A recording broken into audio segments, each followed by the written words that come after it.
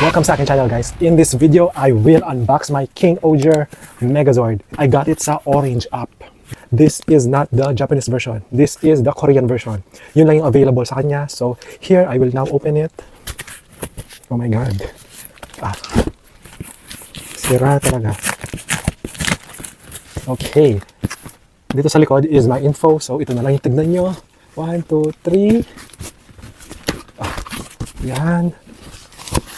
Oh my, yes. Oh. Guys, I didn't expect na malaki pala yung packaging ng King-Ohger. Yan. Oh. Hindi pa natin alam if legit siya.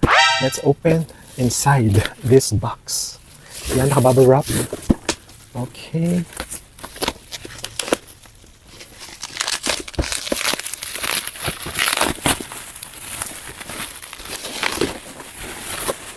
Oh, ito siya guys. The King-Ohger mecha. Ayan. Korean version. Meron bang nakalagay dito? If made in Korea ba? Anyway, ito siya. Here's the front of the box. Side of the box. Back of the box. Yan. Yung content nito, it's supposed to have this inside. Yan. Mga insects. Okay. Ito pala yung pangalan niya. God Emperor. Yan. God Emperor. Yan, box. And ito sa taas, naka-tape. Yan. Oh, wow. 1, 2, 3. Wow. Secured, brand new. Oh, wow. Here are the insects, mga zords. I thought maliliit lang itong mga to, guys. I didn't expect na malalaki sila. Wow. Okay, dito muna tayo sa side. Nakatape pa sila. Wait. Alright. Ang laki ng sword. So, this is the Dragonfly sword. Yan. Or the Dragonfly tail of the Blue Ranger. Speaking of blue, it's large. I really didn't expect it. Like, huge. So, I'm very late. 2023 pa tong King-Ohger. Pero ngayon pa lang ako bumili. So, here's my iPhone compared to this. Like, ito si Blue Zord. Ito muna, tignan natin before comparing it. It's big or large.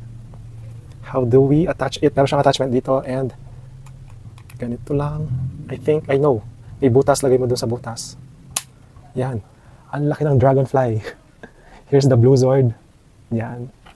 Compare sa phone. Yan. Wow. So, it can flap its wings. Okay. Are the ladybugs. Parang armor lang sila sa Megazord. Like, here's the other one. Naka-focus ba? I don't know. I can't see. Then the other ladybug. There is the Black Zord. Okay.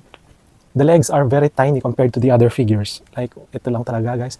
And si Black yung pinaka-least favorite ko. Ganito lang siya. Transform. Yan. Napaka-weird lang ng design ng bee or wasp. So, yan si Black. Then we have the Yellow Zord, Mantis.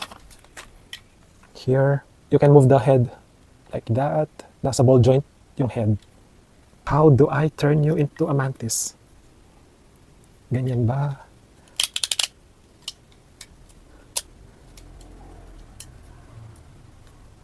Tama na ba to, guys? Yan. Para siyang kangaroo. Yan, the mantis.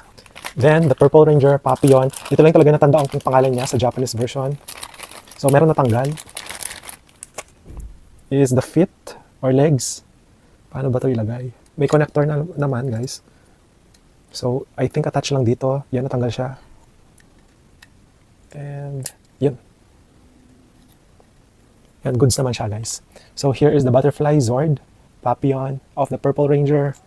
So, if ano nyo, this is the head of the Megazord. Like, I will say, this is the leader. So, ayan siya. And yung Megazord head, nagpipik na siya. You can see. So, ayan. It can flap. Can it flap?